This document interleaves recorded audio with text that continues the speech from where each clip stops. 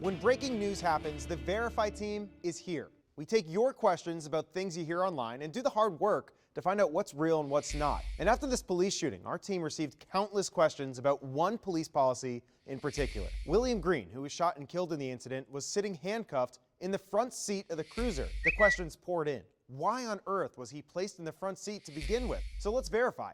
Did the officer follow Prince George's County Police policy by putting Green in the front seat? Here are our sources for this one. A spokesperson for Prince George's County Police, the department's written guidelines. Plus, we spoke with 3 other police departments in our area. Here's what we learned. When a police cruiser has a partition and there are 2 responding officers, policy says the 2 officers would sit in the front and the suspect in the back. If the car does not have a partition, though, the policy shifts. One officer would sit behind the driver and the suspect would sit in the opposite side of the back seat. Now, here's the policy for when one officer is alone, like this recent case. Policy says the arrested person would sit in the passenger seat in the front, which is where the officer put William Green. And here are the facts. Chief Hank Stawinski explained why they do this. That police officer is in a better position to control someone or prevent injury to a person if they have access to them in the front seat of that car. So we can verify this officer did follow policy by placing the suspect in the front seat. But let's dive into some more perspective here. Montgomery County Police tells us that they also use this policy,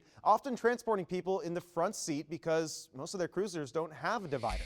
It's the opposite situation in D.C. and Fairfax County. D.C. says they don't allow officers to transport suspects in the front seat, and Fairfax County says they train their officers the same way. Now, we want to hear from you. Do you have something that you want verified? Send us your questions at verify@WUSA9.com.